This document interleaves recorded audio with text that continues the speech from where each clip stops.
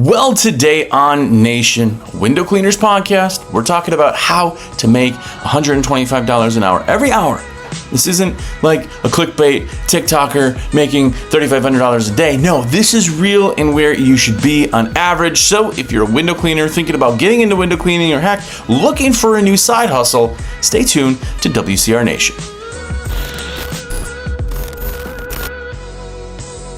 What's up, everybody? Jersey here from windowcleaner.com, and you are here. What's up? If it's your first time here, have a look around. We've been doing this show now for like 9 years? I thought it was 10, but we just went over the 9. We're going up to 10. Anyway, go back, listen, tons of podcasts, tons of hours of content, and some of them don't suck. Fact. At least that's what I've been told. So go back, listen wherever podcasts are found. Of course, I listen on Spotify, and if you're there, make sure to follow because, you know, social media. Oh, also, obviously, I'll get to the shameless plug about me being a rep and how I make my money later. But if you haven't yet followed me on TikTok, on Facebook, on all that stuff, go do that because I have counters in my room that tell me, but more or less, then it makes me want to do content on the other platforms too. So anyway. That's what we're talking about today, is making $125 an hour. And let me start by saying there's no wrong way to be in business for yourself, right? There's no wrong way. You can do it however the heck you want. But man, there are so many people who are like, no, that's just a lie. I only make $70 an hour. And it's like, no, that's not a lie. That's average. Now, yes, we've made hundreds of dollars a man hour, but that's not every time. If somebody tells you, oh, I make $250, they don't. Unless they're doing only roof cleaning and roof cleaning only, then maybe. But in window cleaning, our average $125 an hour is really kind of average. I know a lot of guys are averaging more, but this is, you know, national basically. And the companies that go, well, I can't make that, or the companies I work with that have kind of said that, where somebody will call up and be like, hey man, how do I raise my price? Or how do I make more? You know, like these other guys are undercutting me. And they almost miss the idea of why you're making $125. So I thought I would go over 5 different ways that you can get to the $125 mark that is not what you think. Because everybody thinks it's a simple answer, and it's absolutely not. It's the entire company simplicity. There's lots of facets to it that get you there, but it's absolutely doable. Every hour it's doable, by the way. If you're doing your yearly increases like you're supposed to, you're getting better, faster, more efficient. I mean, absolutely. Now, let me preface it by saying one of the biggest initial factors is a staff member. If you hired somebody yesterday and put them in the field, they are not doing $125 an hour because there's lots of things that go into that. They're going to get faster, better, more efficient. They're going to get to know how to use the tools. They're going to get to know all that stuff, and they're not quite there. So when you're talking about this, don't beat yourself up if that's not the fact, but don't give yourself excuses, because the killer of progression is excuses. Literally. I've had so many people who are like, oh yeah, no, you can't do that in my area. Well, we have like 160,000 customers. I'm guessing there's somebody in your area that's doing better than you, that's doing more money than you. No, they're all below ballers in my area. No, they're not. You just only see those guys because you notice them, right? So we're just going over some ways that you can actually get to the 125. But again, realistically, don't make excuses and then sit on the fact that you can't get there. Anyway, okay, first one we're going to get to is difference speed. And we kind of talked to that. The difference speed between techs is why some guys are going to be faster than other guys. And this is time, this is whatever efficiencies, but there's so many other pieces that go into that. Individualness, if you notice, if you're running multiple crews, one crew is always doing better. They're always faster. They always don't get callbacks. They always blah, blah, blah, blah, blah. And the other one's not. It's not your schedule. You're not planning it that way. It's that crew. Usually, when you have two guys, they match each other. Now, if one guy's really sucky and the other guy just doesn't really dig his job, he's going to drop down to sucky because they're like, yeah, we're just going to both kind of do what it is. Like, that guy did one window, I'm doing one window. But if you have somebody who's much better than the other guy, usually the slow guy goes up to him and goes, man, I feel terrible. Like, this dude's doing everything, right? And they're going to progress. You get the whole crew up. And when you have a crew that's a superstar crew, they're making more money than everybody. Not because of the schedule, not because of whatever. It's because of how they work. It's because of how they work together. The best crews I've ever run, like my top crew in history, man, they loved sports. They talk about sports the whole way to the job. They get to the job, they wouldn't even talk to each other. They knew exactly what they were doing. Their efficiency was off the chain. They just knew, right? If you're always switching crews, you're always putting other people with others and all this other stuff, then the problem ends up being is that you are going to never have a cohesive kind of group or a cohesive crew. You're always going to have people who are trying to figure out what the other guy's doing, how to match that, and all of those things, right? So what you're realistically looking for is to keep crews together that work well together. But when you get into training, and here's the part that people really, really fail on, is that if you got one guy slower, you're like, well, I don't know, I tried everything. No, you haven't. Like, stay on them, show them efficiencies and how to get there, right? Let me give you an example. When you have a crew that understands that part, right, and their speed, the speed of cleaning the window is big, right? But what does a window pane take to clean? A minute? Okay, so if that guy does it double as fast as the other guy, that's 30 seconds. Now, per window, I get it. It starts to add up. But that's on a real drastic kind of, back end. But realistically, it's so many other things. What do they do when they get to the thing, right? Do they get to the job, get out of the truck instantly and have everything that they're doing? Or do they think about it, talk about it, get their stuff together, stand around 5 minutes later, 10 minutes later, they're ready, they walk up to the door. That's 10 minutes on every job, right? Now the one guy stands there and he's standing behind the other guy and the other guy's talking, they're both waiting. That's not efficient. Then they got to stop and he goes, the fastest and most efficient crew is the guys making the most amount of money. Know exactly what they're doing when they go into the job, when they get to the job site, when they work with their crew, when they know what the other guy is doing versus what they're doing. They know all that. They could put it all together, know exactly what they're doing, when, where, put it all together, and it's a symphony. The speed at which they clean is big, but the speed at which they just exist is there. We've all had guys who are walking, you're like, why is he walking so slow? And it's like, okay, you do everything slow and you have no hustle in your bones. You don't understand what we're doing. That's just not good. You can't make him, he could be the fastest window cleaner ever, but still twice as long as anybody else. Because he's just slow at the truck. He's slow at getting stuff. He's so putting rubber in like this, The speed at which they exist is so much more important. And is that something you could train? In most cases, yes. Some cases, no. I've had guys where it's just like, man, dude, I love you. I appreciate everything you've done for the company, but this just isn't for you, man. We can't get your speeds up. Like, everything you do is just at a different pace, and it's really just slowing our crews down. I've had that. Very seldom. But if you can go to a guy and you're doing your audits, now we'll get into those later, but if you're getting in there and you're on top of these guys and helping them understand whatever, you're like, hey, man, we just want to pick up the speed between the jobs. When you get there, boom, boom, boom. We want to efficient that because then we can focus on the windows. Think about realistic, just everything else, just me and you talking, but think about your jobs. Say you're at a job for 2 hours. There's cleaning, but there's everything else. Cleaning is such a small part. There's getting the stuff, getting the truck, talking to the customer, walking around, moving couches, moving tchotchkes, there's all of that stuff that is double the time that it takes to do the actual windows. Now, that part of this can absolutely speed up. The cleaning part can be better. It can get faster. Again, if you're on them and training them and continually training them, you're looking at what they could do and always moving every efficiency. The most efficient companies, and I've seen some that have blown me away, There's companies that I know that are 10 times more efficient than I ever was. They just get it so much, right?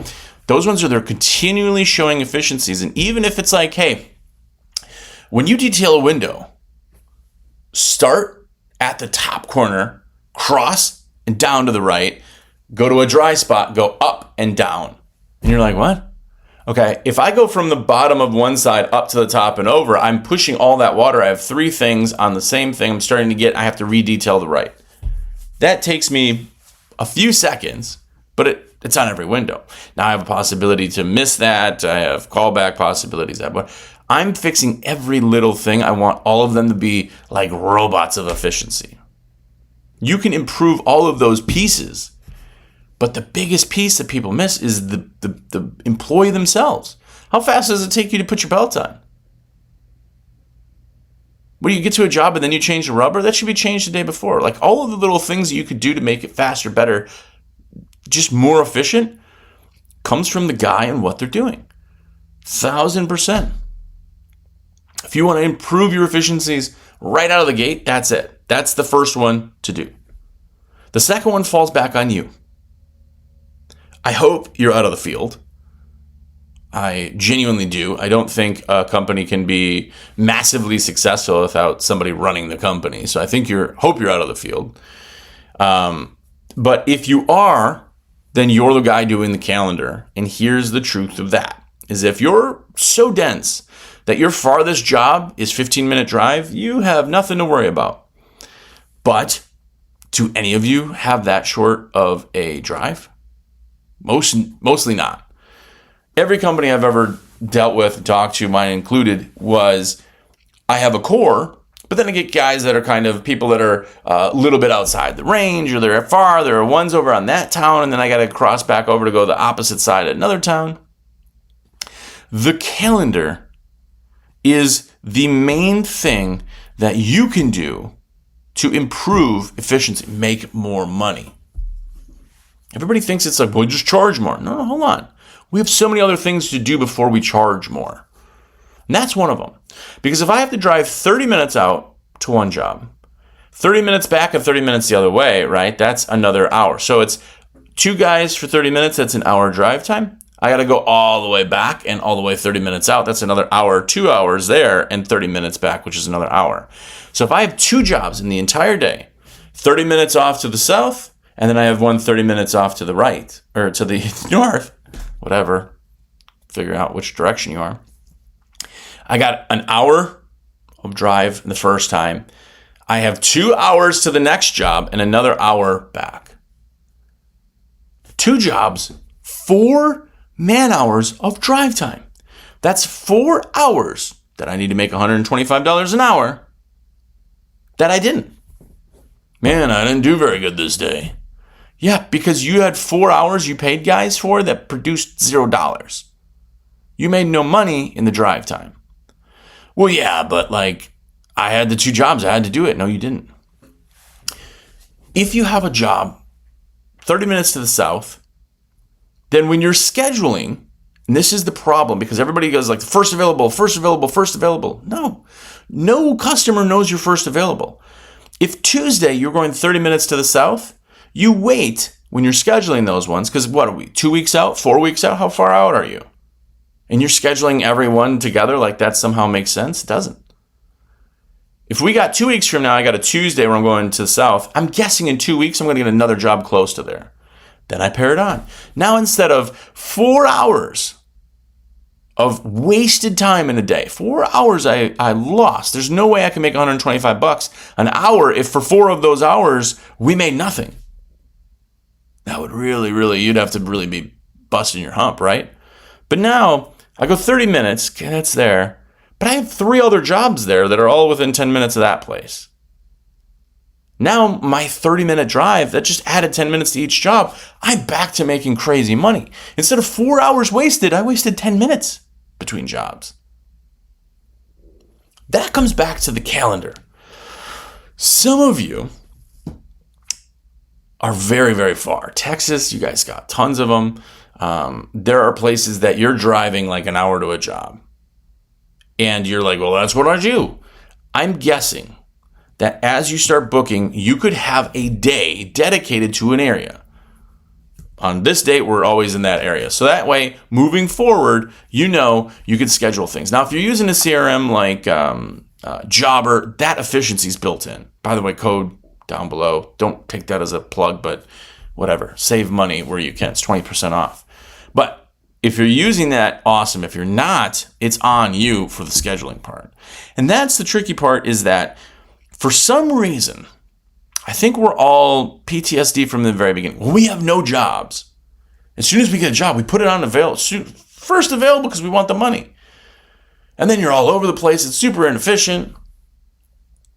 But as you get bigger, you're trying to find out where those efficiencies are. And that one example I just gave you, just by changing how you scheduled, saved you 4 hours of lost time in one day. Now, 4 hours at $125 an hour. Now we're talking about what we saved. We made $500 more in that hour than we would have if we didn't. Because guess what? You're still paying the guys out. You're still calculating that out.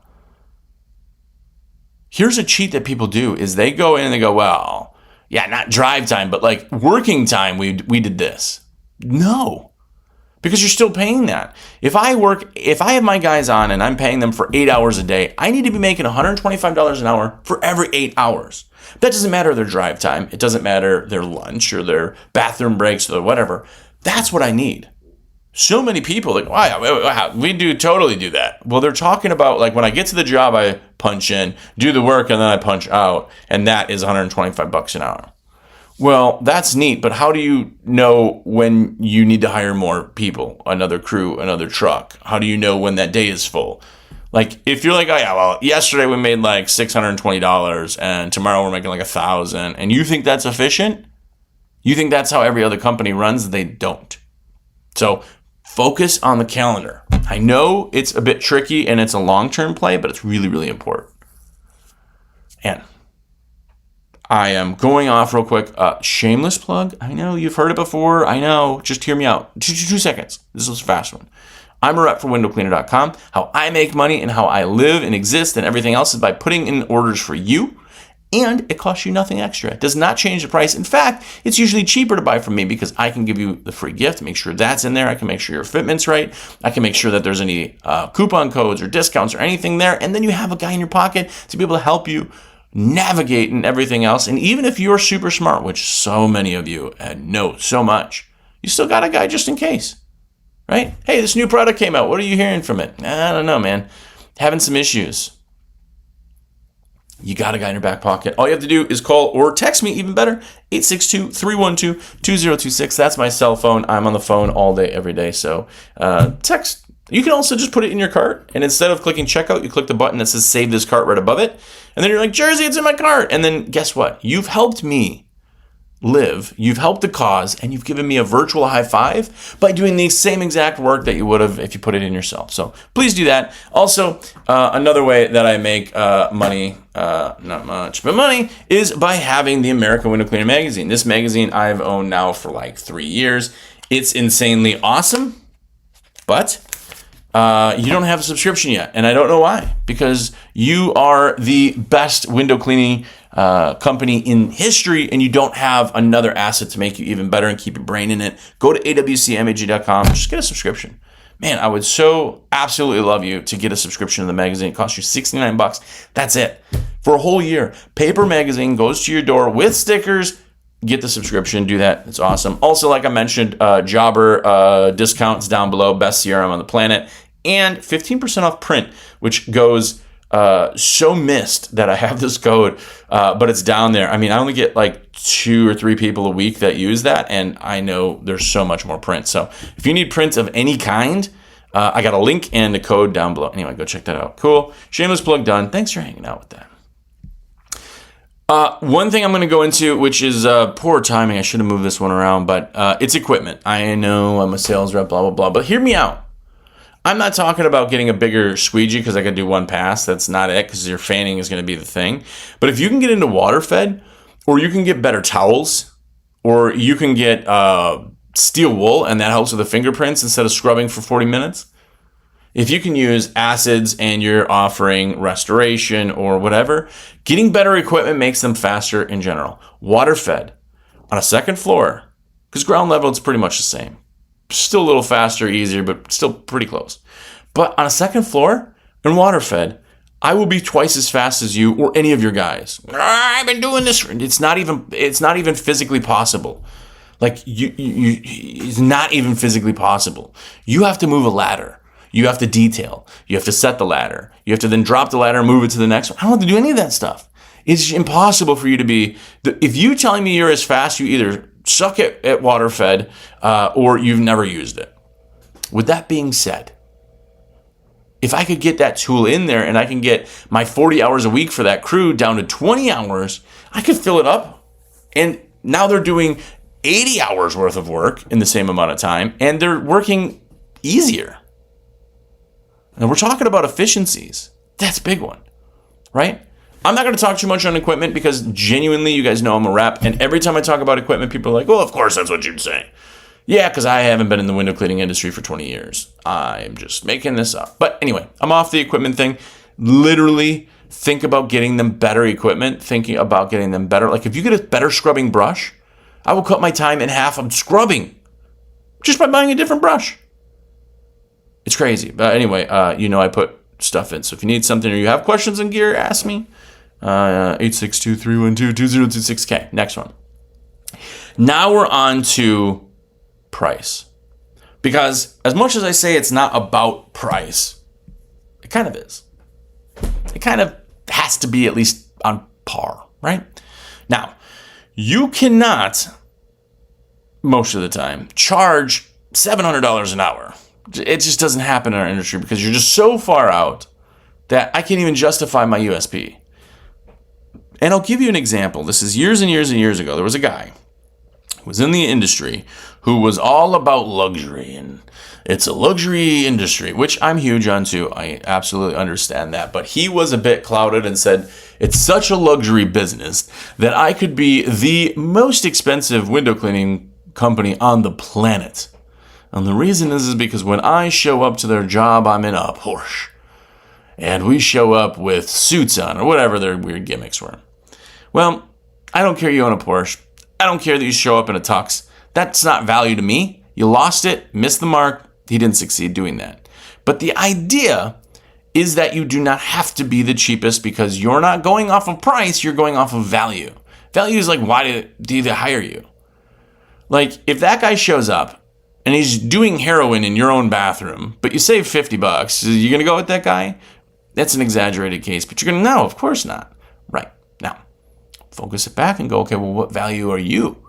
You can't be like, oh, I'm not doing drugs in your house, and because nobody should be, or nobody, is. I would clean the best window. Well, everybody should clean the best window. But what value do you have, right? That is based off of what you are. But your price has to be on point. Now, I'm talking per pane, $10 in and out on a house is the low end. And it's even above that now. You're closer to like 12 on average. That dollar amount per pane, $12 per pane, ins and outs, that's going to get you to your $125 an hour. It should. Everything else is the issue if that's where your dollar amount is. But you first got to look at that and go, where are we at? Like, if I'm at that dollar amount, then I should, with everything else being efficient, be at some great numbers. But if I'm charging, my pane, I'm at $5 a pane. Well, there's your problem. You can't get to $125 an hour at the wrong price to start with, right? We need to get to the right price and then work on efficiencies to make that optimized. But the price is the big one. Most cases, you can't just raise prices to get there, because if you're really slow, you're really inefficient, you're doing all that drive time I was talking about, you can't charge per pane $100. People at some point are like, wow, no, that's like way more than, like, you've gone so much you cannot tell them, even if you show up in a Porsche, you can't tell them what your value is, okay? Honest, these are exaggerated, I get it. But now back up to that and go, well, I'm a little under where I should be. I have to get there. If you're on the right price, you have to do your increases every year, right? Because right now, 125 is the average. When I started my company 20 years ago, $75 was like where we were trying to hit. That's a big difference. But in the years that have changed, the dollars changed, the prices changed, the marketing's changed, everything to the business has changed. That's going to continue to go up. You have to charge more every year to stay up with just inflation. But what we're talking about is getting to that average right now. Make sure your prices are on point. Stupid tongue twister. Before anything, because I got to know that my prices are there so that everything else should work out. If everything else isn't working out, now I work on the efficiencies. And how do I do that? I call them audits. Audits are the single most important thing that businesses can do for efficiency that they're absolutely not. An audit is that it depends on the stage of the person. So somebody's new, they got out of your 2-week training kind of thing. You're auditing them every week for a month, and then you're on to every once a month, and each person's different. Audit is you going, because again, you're out of the field. If you're the CEO of a company and you're doing the lowest paid job in the company, you are absolutely screwing things up. So if you're doing that, get off the truck. That's a whole nother thing. But this is one of those things. I'm going to go to a job. I'm going to see how they intro. I'm going to see how they close. Because that's going to tell me if their dentist close is working. Because guess what? If they're not dentist closing, I'm just running in sand. I cannot possibly be a big company if I can't have most of my people be automatic repeats. On top of that, I'm going to see how do they get out of the truck? How do they move? How do they work together? And I'm going to see how fast they do windows. I'm going to see their process, how they detail. I'm going to give them tips every time, every audit I've ever done. Just try it this way. It's going to be a bit faster. Try it this way. Do this. Oh, when you get in there, grab a couple more towels. That way you don't have to go back to truck mid-job. Oh, yeah. I'm absolutely working on their efficiency forever. Now, you think in your head, like, I'm not going to micromanage. Not micromanaging. I'm helping them. And my guys are absolutely cool. Hey, I'm here just to audit you guys today. So, okay, cool. They just work. I give them a couple suggestions. I leave. All I'm trying to do is make them a little bit faster than they were yesterday. Now, if your employees are out there working and you're not doing that, they're just slowly getting better with just time. But they're not focused on the stuff because they got in a rut. Now this is how they do it every time. And now whoever taught them how to do that may be wrong. Maybe you're like, yeah, that's how we used to do it, but we do it this way now because it's way faster. But nobody got the memo. You can change all of that to continue to be better and faster. This is why when you see companies out there and they're like, yeah, I have 20 employees that are insanely awesome. They're so good. What's the first thing you hear from everybody else? Oh, yeah, in my area, they all suck. Do they suck or do you suck at hiring and training? I'm the best. Okay, well, then I guess I have nothing to say to you. But in reality, that's the truth, right? Putting it all out there, but auditing, staying on top of it is how you make sure your guys are doing what you needed to be done and how fast and efficient you need to be done. Listen, there's this weird skewed thing and go, well, if they work any faster, you're going to have crappy results. No. You're doing two different things that you connected them together. If I could double the guy's time in the same quality, they're not going to get bad. Like there's a certain speed. You can go really, really fast and still have great quality. You leave a window and it looks perfect. If you go really, really fast and you see a spot, you get the spot off. Don't think that they're together. But now we're talking about efficiency. I want my crews to run easy, but also make really good money because the money goes back into the company and the company can grow because of the money. But I want it to be easy on the guys. I don't want to make it harder on them. And if they're taking 5 times longer on a job and then I'm on top of them because their numbers aren't right and then they're stressed, they don't do good, they hate their job, I don't want any of that. This is all cyclical in your company. The more you make, the more you can spend to make. This is why you do 10% of your last year's income for your current marketing. If I made $100,000 last year, I'm only spending $10,000 on marketing. If I made $1 million last year, I'm doing $100,000 in marketing. This is why companies can get so much bigger as they get bigger. It's so much easier to go from 100,000 to 200,000 than it is from 0 to 100,000, right? Anyway, if you're not making at least $125 an hour, please, in the comments, tell me why. You could be honest. I'm not here to bash you. Just want to hear. Put it in the comments.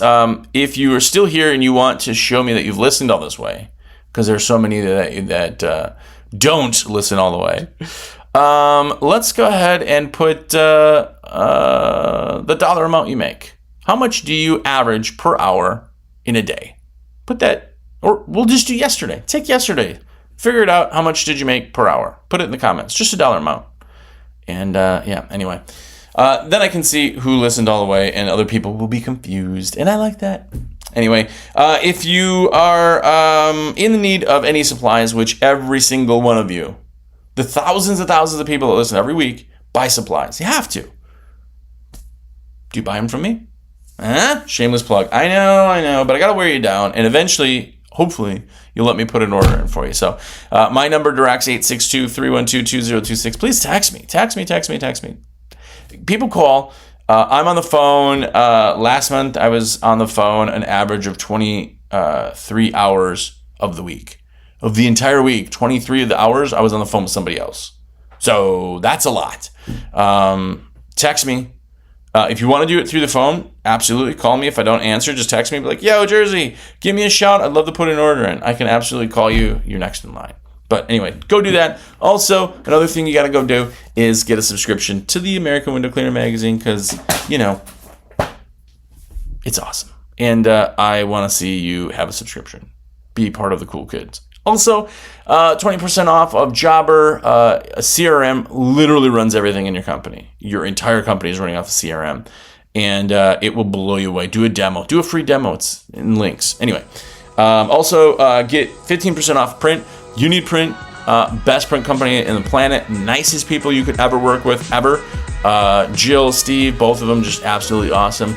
Discount code down below, plus a link that tags me and gives me some cheddar too. So go do that. Anyway, until next week, check what you're making an hour. Actually, figure out how many hours you paid you guys last week. How much money did they bring in? What's that number? That is going to tell you something that's either shocking in a good way or shocking in a bad way. But more importantly, go out there and be epic.